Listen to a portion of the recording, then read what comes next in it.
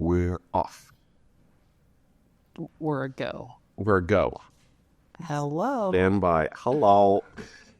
I'm Stephanie. And I'm Jeff. And we are doing a podcast about watching sci-fi shows, one in particular, two in particular. Two. Supernatural is the one we're currently watching. It's a show that I adore. It's one of my favorite shows. I've watched it multiple times, and I'm making this guy watch it with me. However, there's a catch. And that catch is we've made a deal that I'll watch Star Trek, his favorite show, if he watches Supernatural with me. So it's one season for one season, and we're on episode 5. We just watched episode 5 today. Mm-hmm. Just out of curiosity, when you're doing the introduction, you kind of give me this long look. Are you just that excited about seeing me, or are you hoping I'll pick up and talk about the rest of it when you're doing the intro? I can never tell. I don't know. Okay. So we just watched Bloody Mary, episode 5, season 1, original air date October 11th, 2005, written by Eric Kripke, Ron Melbauer, Terry Hughes Burton, and directed by Peter Ellis. Now, the fact that this is written by Eric Kripke, I think, says a lot, because I love this episode, but I want to hear your thoughts. Yeah, you mentioned more than once you were really, really excited about this episode, which you've done more than any of the other episodes, or some that you've liked, but you were just straight up geeked about this one. Yeah, so this one. That gave it a good level of anticipation.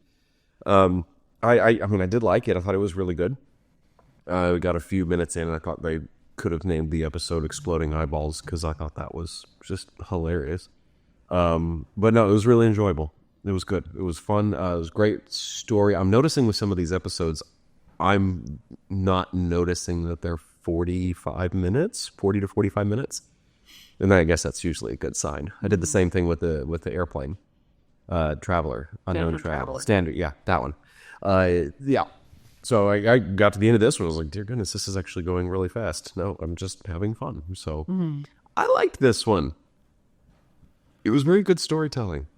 I loved the creep factor. Oh, yeah. Like the woman in the mirror that's following you, not even just the mirrors, but all the different reflections. Like, it's just having a reflective stalker that could pop up anywhere that you least expect it, in things that you don't even think about having a reflection. I thought it was just so creepy, and I loved that it, was telling the story of something that is a, legend, so to speak, that a lot of kids talk about. It's one that's common that we've heard about. Like, no one's heard of a Wendigo, but most people have heard of Bloody Mary. So I just love that they touched on that legend. And I also love the story development of the overall arc as well. I really enjoyed that, but I want to hear your thoughts, because your thoughts are more important. No, they are not more important. This one, I found it interesting that this was the first time that we've seen the brothers not being professionals about what's happening. Like, they didn't know the rules of Bloody Mary just like we did. So they were discovering the rules of this engagement. They were discovering how she works with us, or we were figuring it out with them. So they were just like, yeah, I mean, I've never heard about it. I've never actually seen it, so we can look it up. Maybe this is what happens. Maybe this is what happens. Well, it wasn't that they never heard of it. It's that there was too much information. Yes. Yeah. And I love the fact that they pointed that out, because that was the first thing that I thought as soon as the episode started. I was like, yeah, okay, which version of Bloody Mary they're going to stick on, because everybody has a different version of it. But then they hit that right at the very beginning. But the fact that each time so far they have fought or hunted these things, whatever the spirit or the animal or the thing is, they've engaged it. They know exactly what to do. They know that you can use guns in this case. You can't in that case. And they just didn't know this time. They were theorizing, which is exactly what we're doing when we're watching it. I thought that was cool. And a lot of improvising. Yeah. Yeah.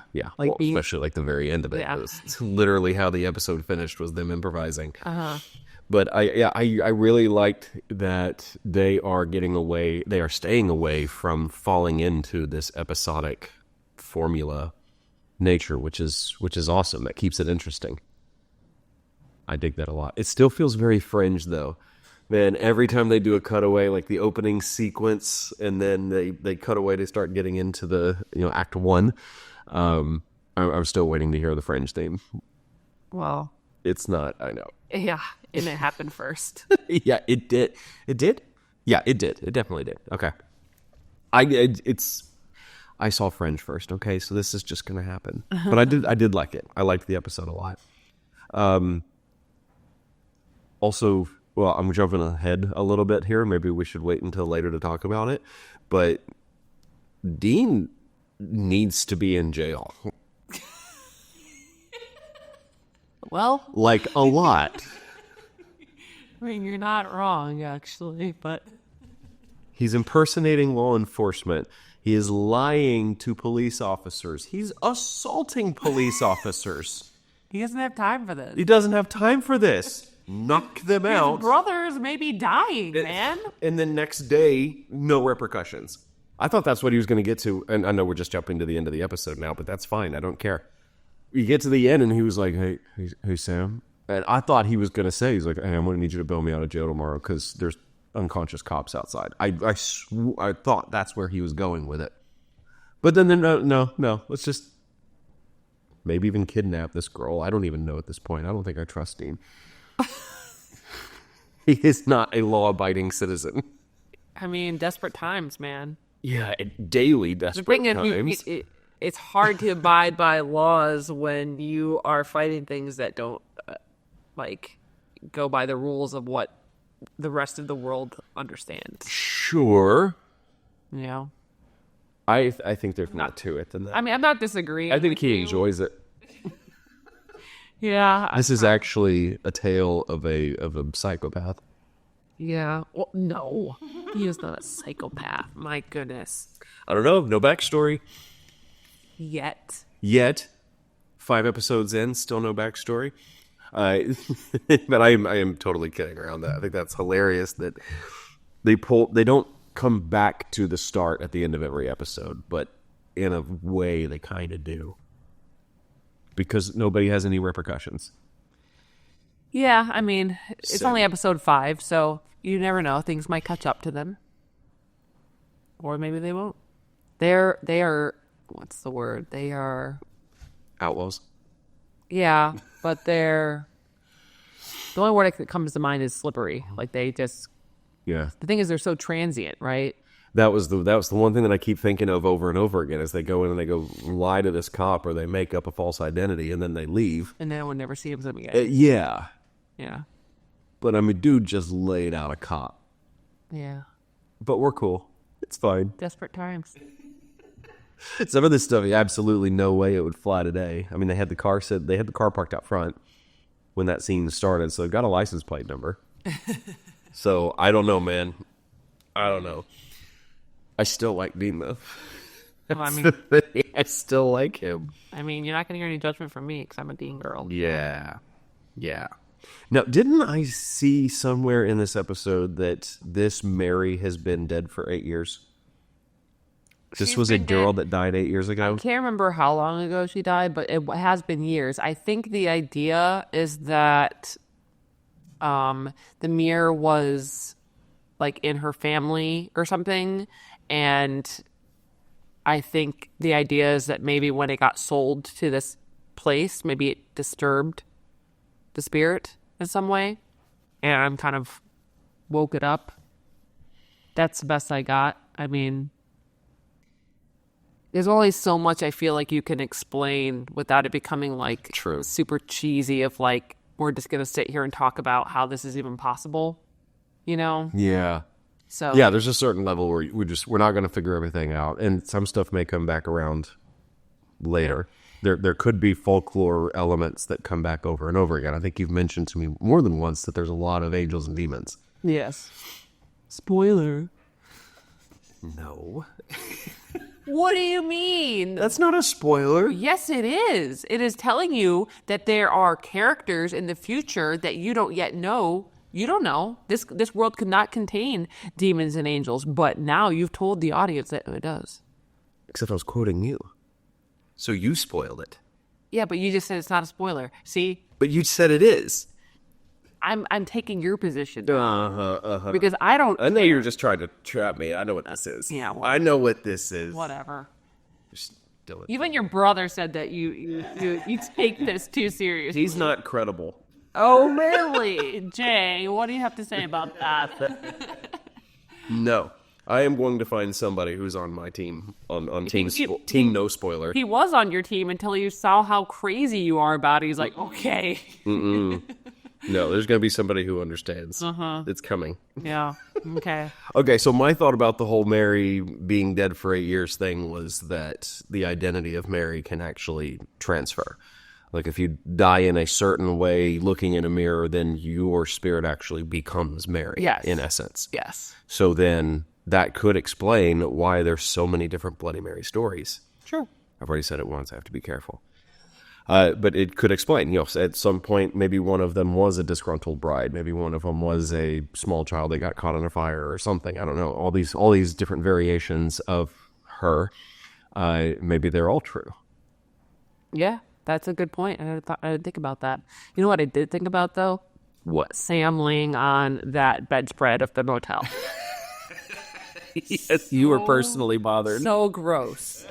So gross. Because, guys, these are not 5-star hotels. These are motels. These are rooms that are definitely at some point, not all of them, but people go there just for the night.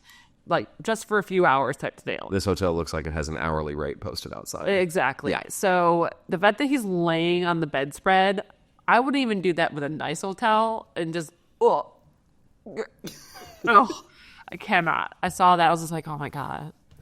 Oh, I mean, obviously, the real Jared was not. I mean, that's a clean blanket because it's set dressing. But but in real life, please do not lie on the bedspreads of hotels and motels. Thank you. PSA. This is the Lie Pet Corner with Stephanie. There was something, since we're talking about the bedspread, and Dean's sleeping. Jared's. Or Sam. Sam, sorry. Yeah, I know that. Sam sleeping. He did admit, well, the premonition, whatever. We found out today that he was dreaming about his girlfriend's death before it happened. Yeah, I was waiting for you to have that. That bombshell kind of. Yeah. And so could that be that he had a premonition about it? Or that he was just still being haunted by his mother's death many years later, and so everybody he loves, he has dreams about dying and bursting in flames on the ceiling? Or is there something else to that? I have a feeling that they're not going to just drop that to us and then walk away. No. That's a big moment. It is, yeah. So it's a big revelation. My radar is going off for that one. And you saw it on Dean's face when Sam told him he don't know everything. And he said, well, then tell me. And he said, it wouldn't be a secret. And he was really taken aback. Not only that he didn't already know everything, but also that he's no longer in control. Sam has the autonomy in that moment because he can't make him tell him anything. Yeah. So there's nothing he can do. And I also found it interesting, Sam's choice of words of Dean, you have got to let me do this. You've got to let me do this. You know, it definitely continues that brother dynamic of the older brother, what he says goes. Older brother takes care of little brother. Older brother has the control over the situation because he knows best. But in this case, little brother actually has something that he can hold on to that takes away the power. And I'm not saying it's like a power struggle where it's Dean is going to be upset that Sam has this power, kind of in a, asshole type of way. But Dean is clearly, uncomfortable with the fact that he has no control. And to be honest with you, it's a little surprising that he left Sam anyway. Because left him in the store. Yeah, I left him in the store. Yeah. I understand that the cops were coming, that's also like he left him in theory somewhat to die in theory, because there's so many, and they didn't know enough about this. They don't know what happens to create the death, and Dean ended up saving his life.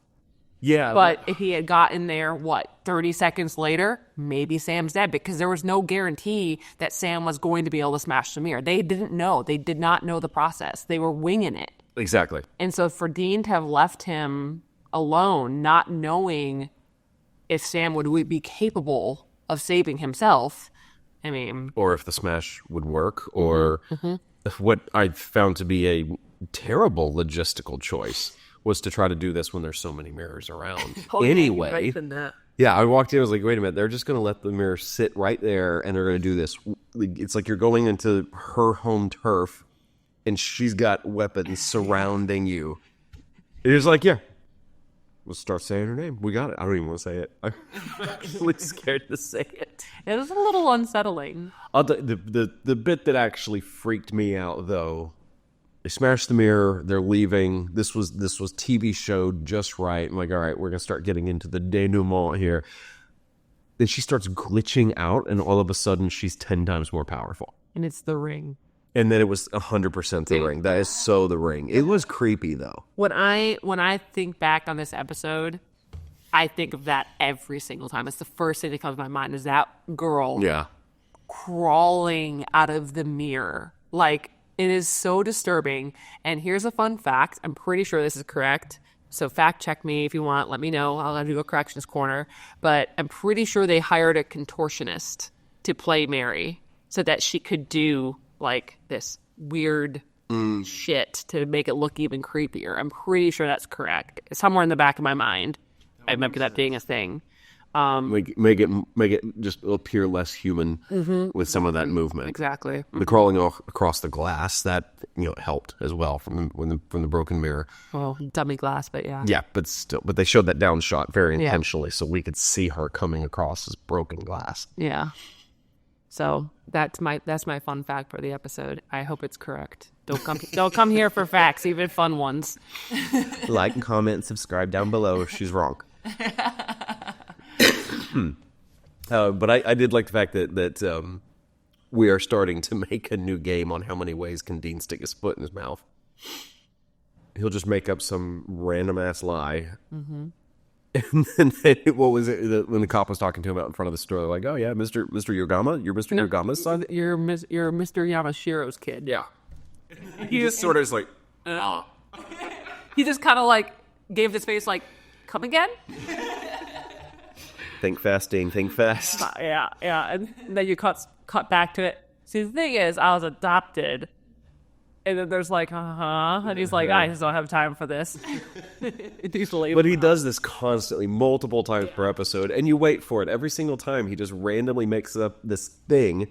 He's like, oh gosh, are these guys about to dig another hole that they're going to have a hard time getting out of? I mean, it's comical, but I like when he actually gets in trouble doing it. No kisses for Dean this episode. No kisses for Dean. Oh, they were set up for it too. There wasn't a recent widow with their child next to him, so maybe that's why he wasn't getting his smooch on. And also, let's be real, she was a high school girl. Oh yeah, that would have been weird. Yeah, I mean, maybe not with Sam so much. He's 22, so it's not like that big of a reach. But Dean's 26, and if she's like 17, that's kind of a lot. But yeah, that's felony. I don't know that they're actually were thinking about that when they didn't add a kiss in. But as an adult now, I'd have been like, isn't she in high school? Yeah. I mean, it's more good for them that they didn't do that, because I mean, Dean he's a lawbreaker anyway, so I don't think he would have minded as much. But I guess we'll figure that out and talk out with you. Oh, yeah, I'm glad you pointed that part out. It felt for a minute like they might have been setting that up. Yeah. Speaking of the end of the episode, I am so upset. Oh yeah. Okay, scary time. So my DVDs, I'm pretty sure, are like at my parents' house or something, and I've been so upset with this music not being correct that I was like, let me see how expensive things are. And so I'm like doing a search. Long story short, I do find season 1, because I figured we can get through season 1, and then at some point I'll be able to, while we're watching Star Trek, maybe go back to my hometown and get my DVDs.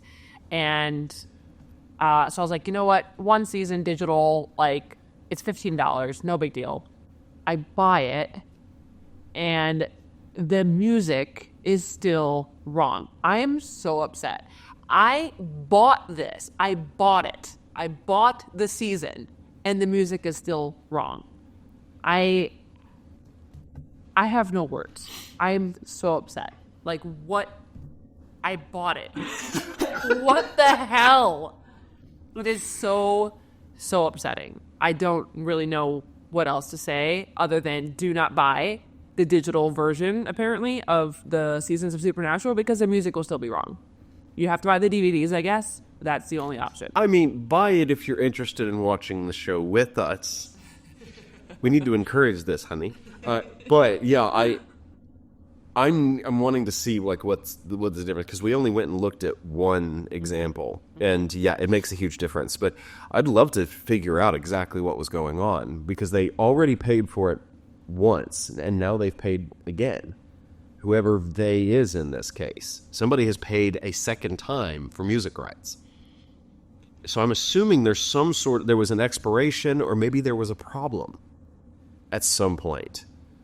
I don't know. I have no idea, but I'm surprised that the digital version did not have the original. It's really upsetting. It's like buying a book in like the real book and then buying the digital version of the book, and it's wrong. The digital book is not the same. It's like, yeah, you're getting the abridged version or something. What? I don't. It's really upsetting, and now I like kind of want to contact Amazon and be like, oh yeah, we're definitely gonna do that. Like, I bought this for a reason, and it was not disclosed that the music is different, and that makes a difference to me. That being said, also, I wasn't sure until Sam and Dean pulled away and they were on the road, and I remembered, oh, he's about to see Jessica on the corner, and I remember the music there. Now, don't come for me. I don't remember the name of it, but I do remember it, and I was like, this is not the right music. This is not the right music. I know that it was like a bigger classic rock song playing, and the song that was playing is a song I did not recognize, and it just changes it. It changes it, and it's just really upsetting that when you actually buy the product, you still get skimmed. And I was totally understand why it's not on Netflix that way. I get it, but when you actually buy the product, somebody needs to explain to me why the hell this is like this. I'd love to know. So, yeah, that's my rant. Rant corner with Stephanie. Rant corner with Stephanie. I think you had a corrections corner. I did, actually. This was from last week. So we were talking about TNG. We were talking about the shooting schedules and how I was under the impression that they were doing everything in 7 days. The Next Generation. Yeah, I'm sorry, TNG, The Next Generation, Star Trek. My personal favorite, and the one that had me fall in love with the entire franchise in college. But so I did some research because you pushed back on that, and it turns out that this was a different way than it is done now. But they would actually shoot with 7 to 8 days. They would turn around very, very quickly, and then they would do 7 to 8 days of post-production after the fact. And they would do that immediately after. And then it would go into syndication immediately. So it could be 6 weeks, it could be 6 months before the show would actually air. So they would cram it through on the front end and then just stick it into the production, or into the premiere schedule of the network. So this actually was part of the reason of the 2007 writer strike. This was part of that problem, is that they were cramming things through. They were giving up a lot of creativity, a lot of the quality of the show for no reason, for no good reason. There's one scene that's shot that has Geordie LaForge, one of the characters, and he wears a visor over his eyes, and he had actually fallen asleep because of the schedule that they were running, and they just shot it anyway with him asleep. So I can't wait to figure out where that was. I got to do some more research. But that's my corrections corner, is that they did shoot in the 90s, the late 80s, the early 90s. They were shooting in 7 to 8 days, and then they were doing 7 to 8 days of post-production, and then it was going into immediate syndication. It's still fast. Considering everything that you do that in 7-8 days, that's fast. Well, the expectation of quality was much lower. Sure. Back then. And the ability for people to see quality versus not quality on their screen was also much lower. We had those box TVs. That's fair. We did not have HD TVs or on your iPad or whatever, you can zoom in and see how pixelated or not pixelated it is, or see, that someone's hair is looking a mess. Back when movie and TV first came out, the makeup that was done was just it didn't need to be as pristine as it is now, because you couldn't see. Yeah. You couldn't see. You simply just could not tell. So you could just get away with a lot more. People could have pores a mile wide on their face and you wouldn't be able to see it because of the poor quality. And now, you got to cover those pores, man. I think we would notice if somebody had a pore on their face a mile wide. You know what I'm saying? And they didn't really do extreme close-ups back then as well, so that you can't see. Because it was more theatrical, and So the quality expectation was much lower back in the 90s that you're talking about, and so you don't have to spend as much time with it if the expectation is lower. So that is interesting to think about, because I do remember the first time I got an HD TV. I heard it was kind of a big deal at that point to switch over into HD. And I do remember that was the first thing that I noticed, is that I can actually see details on faces now. I can actually see pores, when that was never the case beforehand. Exactly. Yeah. And then I rode my dinosaur to school, and we were all good, because this was forever ago. All right. So what did you think about the way that it ended, the way that Mary was defeated? The special or the visual effects, leaves a little bit much to be desired. But I'm not coming for them. Early aughts, low budget. I get it. Sure. But I think that was a very clever way. That was a super clever thing to do, I thought. Before, I knew it was coming, of course, but if you don't know what's coming, I feel like you see these brothers there and you're just like, well, what? They're screwed. What are they supposed to do? They're both dying and there's no one else that's going to come and save them. What the hell are they going to do? They don't have any weapons on them, and she's a ghost. Who knows or is she a ghost? Is she actually a thing you can touch? They don't know. That was a really nice grab. For those of you not watching, Stephanie just did a really impressive catch on her water bottle that she just knocked over. But I thought it was a really clever thing to get the boys out of the mess, is to turn the mirror onto her. And Dean, of course, had no idea if it was going to work, but he's just winging it, And you also have to think, they might not have known exactly how this Mary works and all of that, but they've got, if Dean is 26, let's say his dad started letting him, truly actually be involved in this stuff at the age of 8. So he's been doing this for 18 years. I literally guessed that. I don't think we actually know I don't think they ever tell you what age he started to. They might, but regardless, let's say it's 8 years old. That's 18 years that this person has experience of, and even if they haven't crossed Bloody Mary before, they've got a lot of experience of having to wing it and fighting other things, and just some sort of cornucopia of knowledge that they can access. And that means something. If you or I are in that situation, are we going to think, oh, maybe this will work? We'll just freaking out. And that's it. That's all there is to it. We're just going to freak out. We're probably going to die. But these boys have had a lifetime of experiences to prepare them to be able to think of something else in a terrible moment that could get them out of it. Yeah. Yeah. I like that. I like that.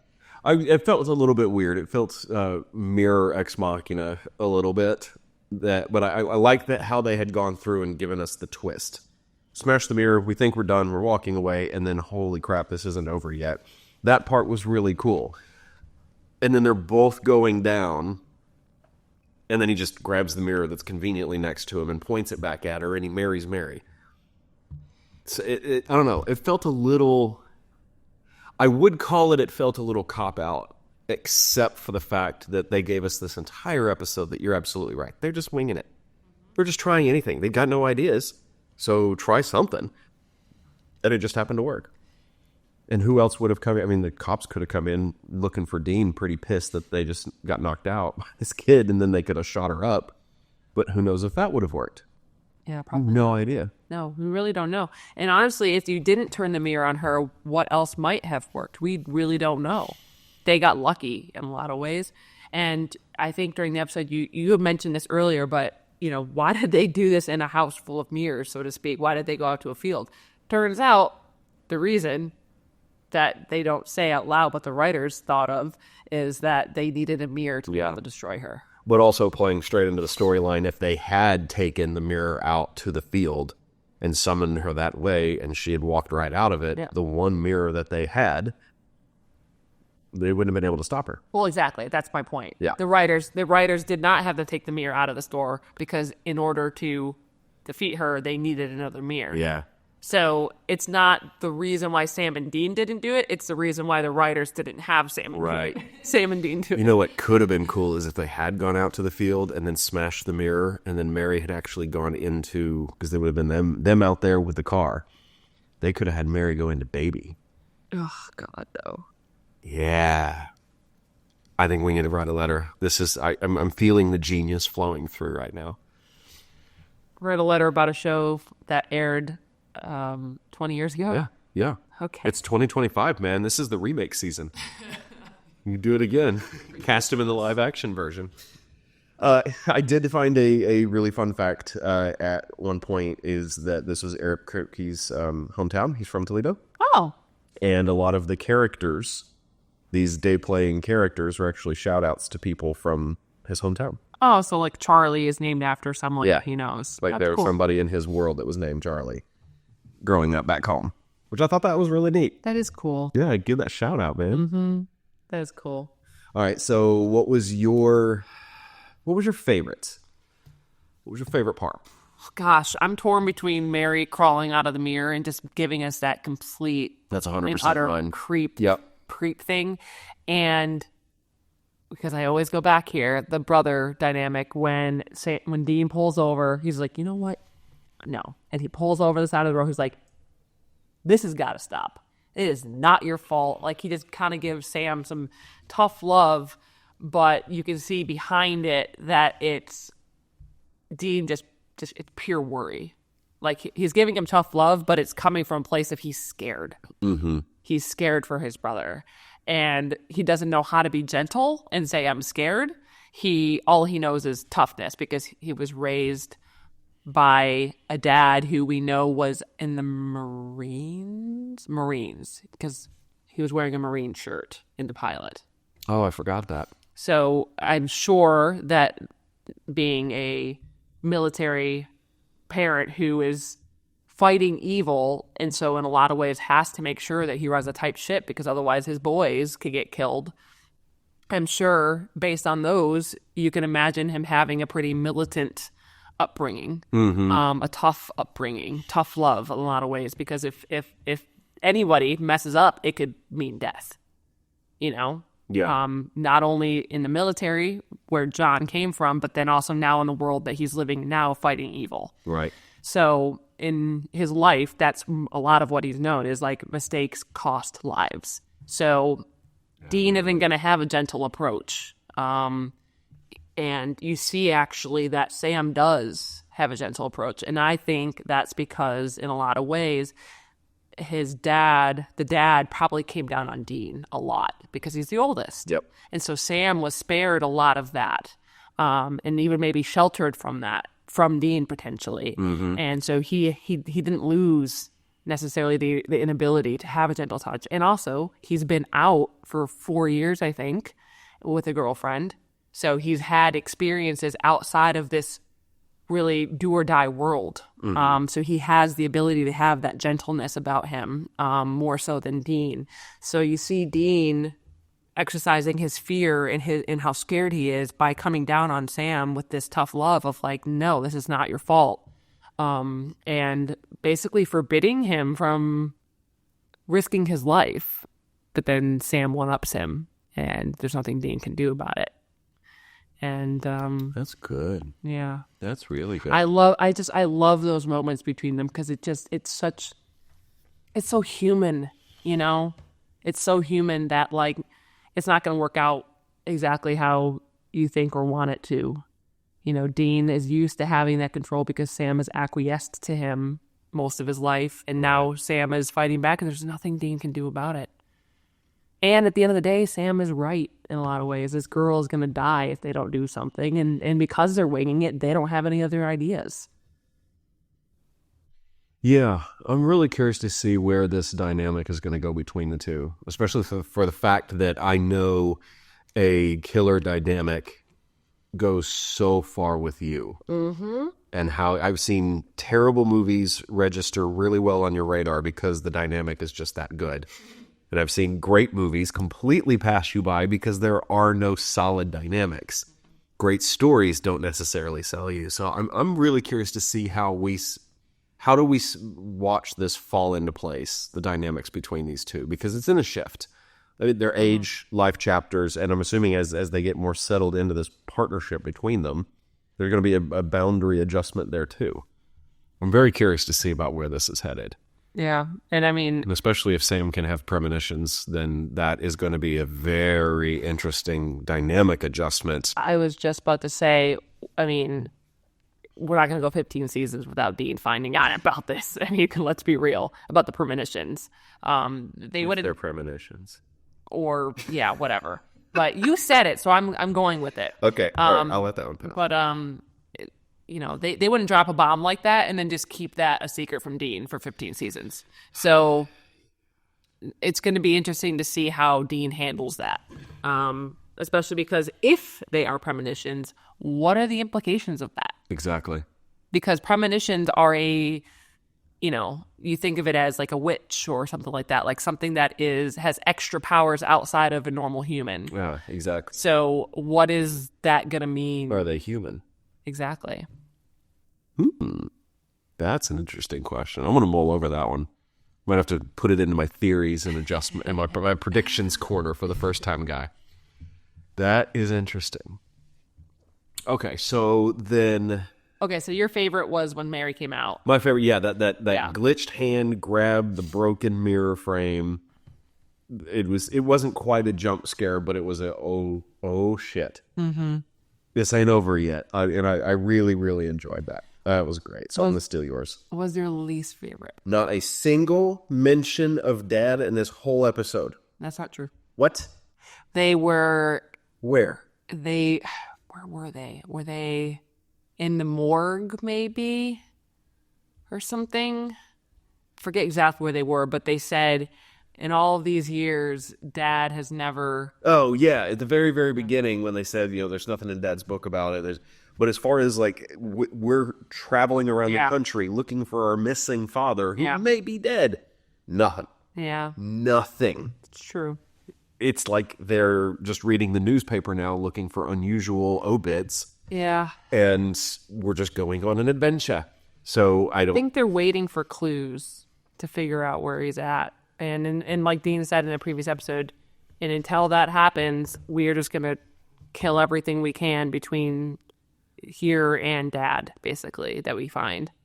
I don't know, man. So I get what you're saying, but I also kind of think of it as they are very... It's almost like that conversation happens off screen, Like maybe while they were driving to this place, Sam was sleeping though, but that's when they're talking about it. But once they're there in this, solving the Bloody Mary thing, they are fully in it. They're like not taking their attention away from it. Yeah, I get that, but they built 90% of the pilot was built around we're looking for our dad. Yeah. And now it just feels like an afterthought. It feels like, we'll go look for him later. We got something to do right now. I gotta find some girls to kiss, and we gotta drive overnight from Toledo to Colorado. It feels like it's an afterthought. Yeah. I'm thinking if I had a missing family member, somebody that I love enough to kind of give up my life right now to go find them, to go help them, I wouldn't be taking so many detours. Well, I think the idea is that this is not entirely unusual that they'll be split up. Yeah, I'm hoping that they'll give us more of that. Yeah. And, it's more odd that we haven't heard from him than it is that he's disappeared. Yes. Because he disappears regularly. And he's probably not out on a bender, but there's something that he's taking care of. He just hasn't checked in with us. This is not unusual. I'm hoping that we'll get some more on that. But it was the last episode that they did a lot more time talking about, Dad, and this is starting to become an actual issue. I'm starting to get concerned here. It was part of that narrative. Mm-hmm. And this just feels like it was completely skipped over. Yeah, I understand that. I mean, I'm missing Jeffrey Dean Morgan, too. Yeah. That's why it's my least favorite part of that episode. I think my least favorite part is the older sister in the episode. I feel like she overdid it all. Like, all of it. Oh, I knew as soon as we met her that's what was going to happen. She just, I mean, like, she's the like, way hey, she geek. screamed when she opened the door. She was like, hey, geek. He was like, thanks, Dad. And I'm like, I understand the sarcasm, but like from that thanks, Dad on, everything just felt over the top for me. And then her friend is scared, so she stares in the mirror and calls her and nearly kills her friend. Now, look, she's going through a lot. She just lost her dad and all this. So, like, I'm not begrudging her being, just kind of not nice or like acting out or whatever. But I just think that it was generally just overplayed. Like, you could have done all of these things without it being. It felt like acting like that rather than just being that. Oh, okay. For me. So more of the actor for you. Yeah. See, I feel like if I had met that character, I would really not like that person. So we're seeing different angles here, but you're not wrong. But I think there's a way to play it, that you can still be this unlikable character who's going through a lot. Yeah. But not feel like, I don't know, it just felt overdone to me. So I get that. I am glad that they did not make her the tag along, because it seems like in a lot of these situations they will create like a temporary tripod partnership on this, and I'm glad it wasn't her. I'm glad that they went and got somebody else to do it. Having this girl in the whole episode, that would have been. I don't think I would have liked this episode. Yeah, she was a lot, and there was something else I was gonna say. Your least favorite part was known to Jeffrey Dean Morgan. That's right. Yeah. It escaped me. I don't know. What else do you got? Looks like you've checked everything off your list over there. Those are my observation points from actually watching. So that's good. Now I'm curious about what you saw movie-wise, or not movie-wise, but work-wise. What was sticking out? That actually reminds me of what I was going to say. You pointed out, actually, is that the shots that were over the character onto the mirror, and you're seeing the mirror be a different thing, that you pointed it out that was a photo double that they're shooting over. A photo double is a background actor that they hire and dress up and put on a wig or whatever is necessary to make him look like the main character. They call it a photo double. And I did notice after you mentioned it, it's funny, you noticed it, not me, that I caught it the first time they did it, I think. They're shooting over the shoulder or over the back of a photo double onto the mirror of the real actress. Mm-hmm. So there's not actually a mirror there in all of their shots where they're shooting over the shoulder that the character's looking in the mirror. And this was any time that you needed to have the camera at an angle where it would be visible in a mirror, or you're doing any kind of a transition where the mirror would be physically in the way, or in what they did in this case multiple times was they had the reflection doing something different than the character. And so I caught it the first time when the dad was walking down the hall and past the first time we got to see her in the reflection. I noticed that the mirror reflection of the character was just ever so slightly off. I don't even know why they did it that time. Maybe it was that you would have seen the camera. I'm not sure. Yeah, camera. But there were a couple times that they did that, which was quite cool. It's really neat how they do, how they make us Creative problem solving. believe things sometimes. Yeah. Yeah, the number of times that what you're looking at as a photo double is kind of, I mean, especially if it's like an insert on a cell phone of a person holding a cell phone. A lot of times that'll be an insert of some photo double holding a phone that's supposed to be the main character. I was about to say, your premiere on network television. I've actually been a photo double before. Who were you? I was the character Tess in Shades of Blue. I don't remember the episode number. I want to say it was season 3. But the actress, Dre DiMatteo, we were finishing with her other than just getting this shot of her hand turning up the volume on the radio in a car. And we had moved on to something else because we were just making sure that we're getting all these the actual scene work done. And she basically was like, do I really need to stick around to do this? My hand turning up the radio.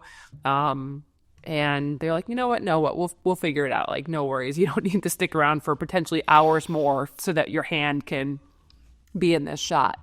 And they looked at the background actors that were there that day, and I think they just weren't good matches for whatever reason. Either they weren't, white, or they, had very petite hands, whatever it is. And the makeup artist actually looked at my hands and were like, oh, that'll do. And so wardrobe put me the character is wearing a cop uniform, so they have plenty of those lying around, so they just put this shirt on me, and they last looked my hand. What last looks are when hair, makeup come in and wardrobe come in to make sure that everything looks pristine, basically, or as it was in the previous take. So maybe you're not supposed to be pristine, but you're supposed to be pristinely messy, but you need to be messy in the same way. And so really it was just them trimming my cuticles and things like that. You basically just got a free manicure. Not really. It wasn't that involved. And they just put the camera was over my shoulder sitting in the car. It was no sound, and they just were, told me action, and I put my hand in and I turn up the volume and take it back out and did a couple takes of that, and that was it. Now you're famous. No, so we'll be offering autographs now. Oh my gosh. For subscribers only. I mean, I've also been like an unofficial background in scenes too, because I needed to be able to cue an actor. So they just had me, I remember one in particular, they were at a bus station or something, or a train station, as a ferry station. And the two actors have to come in, and they're looking for this person in the ferry station. And it was a wide shot. And so they had me sitting in the benches next to where the actors were, so that they could tell me on the walkie when to tell them to find the woman. And so when they did, I would just, I whispered action or whatever, or I pointed. I think I had my hand on my lap and I just pointed at them, and they had to just pay attention and see that out of the corner of their eye. And so technically I was background in that scene so that I could cue the actors. And that's been happened several times where I have to be sort of background in the scene in order to give a cue to an actor. But yeah, the photo double thing was just a one-off. It's kind of fun though. I love when you talk about this stuff. It's so cute. Well, because it's so normal. And I think this is something that we've talked about multiple times. And when we, obviously when we go out, if we're hanging out with friends or family, or this is a conversation topic pretty frequently, because it is just a cool thing. Your industry in general. Oh, I don't really talk about it with my family very much. I don't think that they find it interesting anymore, really. But I mean, they've had a little bit more time with it. But I mean, my family this Christmas, well, they were interested in hearing about it.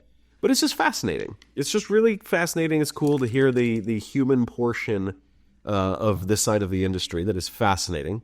It's interesting. It's out of the norm. It's cool. Just peek behind the curtain, I guess. Yeah, exactly. And I just think that's neat. And I remember one of the things was one of the things that I'll use as the example of just how unusual it is that when we were still pretty early, you sent me a video of car flip.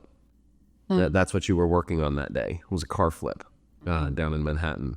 And Brooklyn. It wasn't Brooklyn? Oh, okay, my bad. Manhattan skyline, though. Oh, that's right. So you showed me this video that is just shot on a phone of a car rolling down the street. It was really interesting. I was like, that's kind of cool. I'm going to keep that for later. And then later watching the show, because I'm going to support you and I'm going to watch the show. And I remember seeing it happen, like how it came up with the professional cameras and the angle that they actually wanted to capture it from. Almost missed it, but then it was like, hold on a second, wait. This was the one that she sent me. This was like 5 months ago. And I got to see that. That's cool.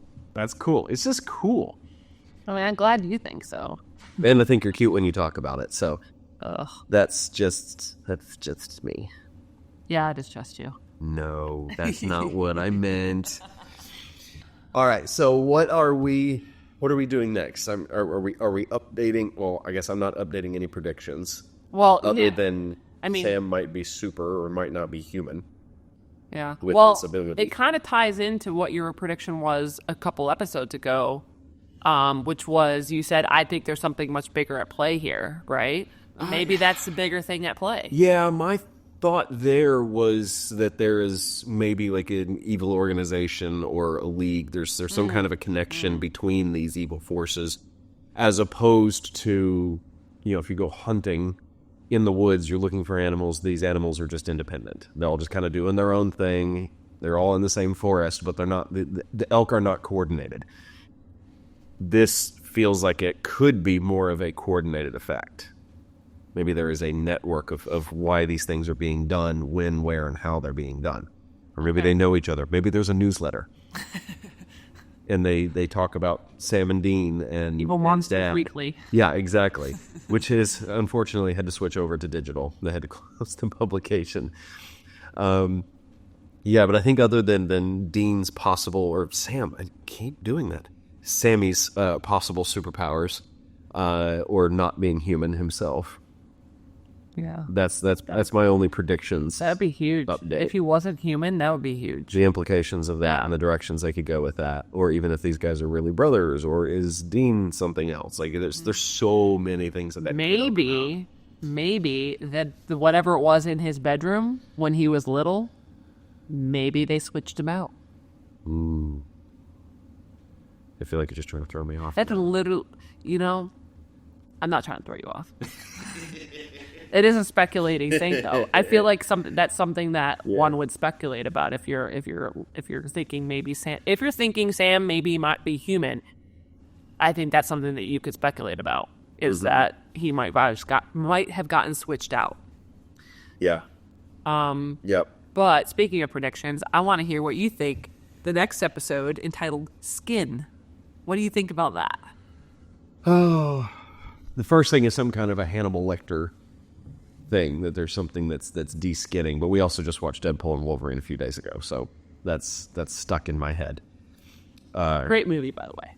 I enjoyed that. I enjoyed that a whole bunch. But the skin thing there is the first thing that comes to my mind. Otherwise, I don't know. I like to know nothing about it. I think that kind of makes it more fun. It makes it really hard to do some of this research. Like after we watch the episode, I don't have to worry about spoilers in that. But if you're looking up cool tidbits about this episode, the one that we just watched, it's hard to still avoid seeing anything that's coming. Like you don't want to see a bullet point that says, this is what happens in this one, and in season 4, this is what happened here. Yeah, you might want to avoid looking up fun facts for the next one to Okay. save yourself from potential things of the future. Okay. That doesn't make me feel better. It's interesting. Well, I think that we should go do that. I think we should go watch it.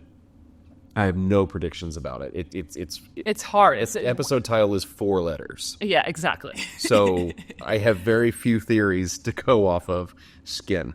Other than something that's de-skinning. And that sounds awful. That sounds Well, I guess we'll find out if you're right. I guess. If you're about to have an awful experience. Yep. Am I going to be sleeping tonight? That's the question. So, yeah, let's go do that. Let's go watch the next episode. All right. Well, Like, comment, and subscribe.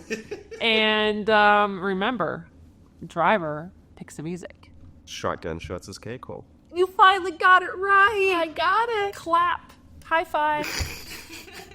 I've been practicing. He really has. He was practicing last night. Yep, and I'm also trying to figure out as we get the Star Trek stuff narrowed down and start figuring out where we're going to go, because we're going to start getting pretty close to that first season here soon. Got to figure out which quote to pull out of that.